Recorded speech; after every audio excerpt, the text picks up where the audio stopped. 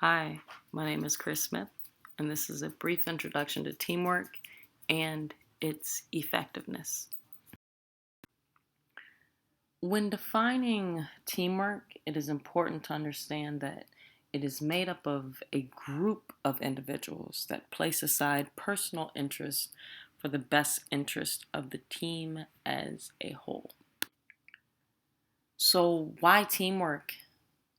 Teams are formed to accomplish tasks that are too large or too complex for an individual to complete on their own. Teams are also beneficial for tasks that require different types of skill sets that one person may not have on their own.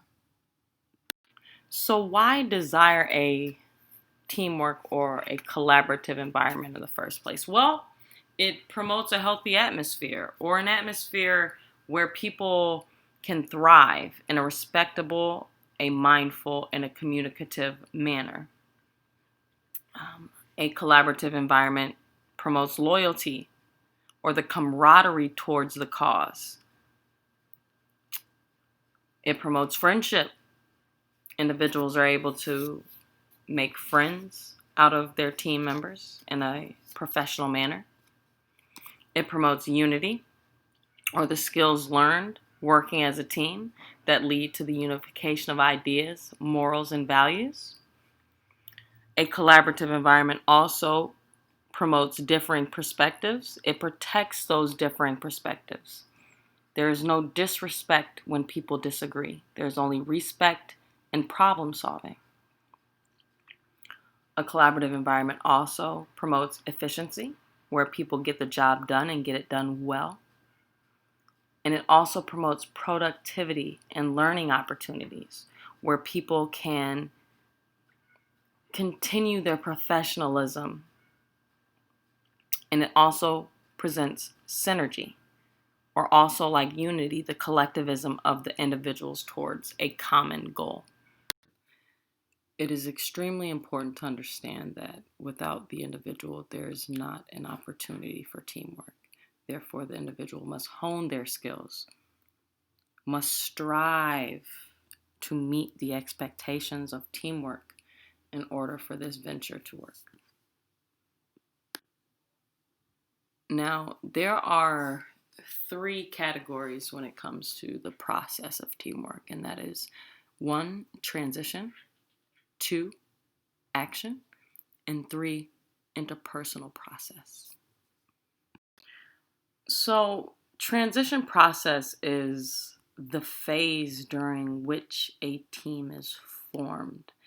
And the activities of the transition process include a missions analysis, goal specification, and a strategy formula. So, for mission analysis, that is when you establish an understanding of the overall objective. Goal specification is identifying and prioritizing the tasks and activities needed to achieve the mission. And strategy formulation is developing a course of action to reach the goals and achieve the mission at hand. The action phase is comprised of when the team performs its work. And these activities include monitoring milestones and goals, which is tracking progress toward completion of tasks and activities. Monitoring systems, which is tracking the use of resources such as people, technology, and information.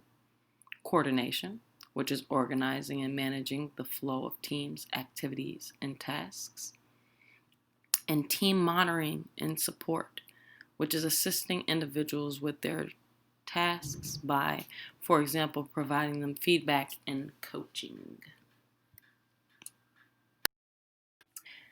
Interpersonal processes include activities that occur during both the transition and action process. And these include conflict management, which is establishing conditions to avoid disagreement and resolving conflict when it occurs.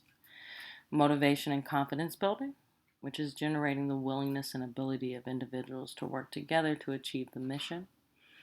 and affect management, which is helping team members to regulate their emotions as they work together. An effective team accomplishes its goals in a way that meets the standards set by those who evaluate its performance. Effective teamwork requires certain conditions to be in place that will increase the likelihood that each member's contributions and effort of the group as a whole will lead to success. And there are 5 characteristics to effective teamwork. The first characteristic of effective teamwork is shared values, or a common set of beliefs and principles about how and why the team members will work together. The second characteristic is mutual trust, or confidence between team members that each puts the best interests of the team ahead of individual priorities.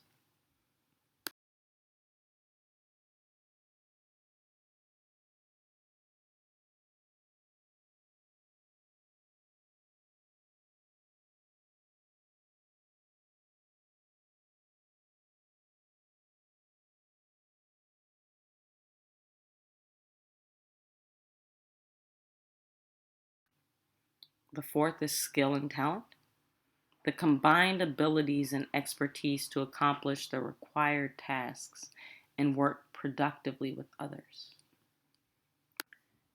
And finally, rewards, which is the recognition of achievement towards objectives and reinforcement of behaviors that support the team's work. There are 3 different types of teams. Those are project, virtual, and cross-functional. For project teams, those are created for a defined period of time to achieve a specific goal. For virtual teams, those are usually members located in different places, usually geographically dispersed.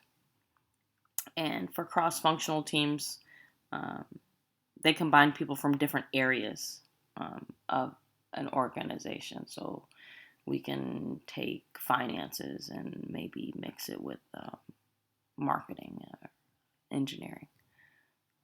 So that's what those teams would consist of.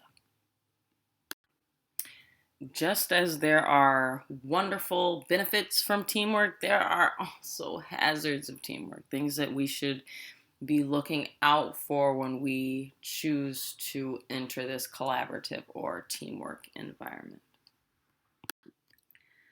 Hazards of teamwork constitutes a few different things: duties, skewed influence, lack of trust, conflict, lack of teaming skills, groupthink, members, complacency. So what do we mean by those? So duties, some members may not fulfill theirs. They may not carry their weight, and that is a hazard of teamwork. Skewed influence, some may dominate others while others' voices are not heard. There could be a lack of trust forming between teammates. There can be conflict that arises. There can be a lack of teaming skills. Some people aren't doing what they're supposed to hone their skills. There can be groupthink. People are afraid to bounce ideas off of one another and they just agree just to simply agree. And that can be dangerous for a team. There can be too many members. That's what we mean by members. Way too many members. Too many hands in the pot. And there can also be complacency, getting too comfortable, and therefore our tasks are not being fulfilled. It is important to understand that there is a difference between groups and teams. They are not the same thing. When differentiating between groups and teams, teams are task-oriented. They have a degree of interdependence. They have purpose. They have a degree of formal structure. And there is familiarity among the group members. When talking about being task-oriented, each individual is in charge of their own task for the common cause. When we talk about degree of interdependence, each of those individual tasks come together to create a common good. When we talk about purpose, each member knows their role. The degree of formal structure, jobs are allocated properly. And familiarity among the group members is super important because that's how a team becomes cohesive. So there are some key ideas that you should take away from this presentation, from the idea of teamwork is good for us. Teamwork is good for the individual.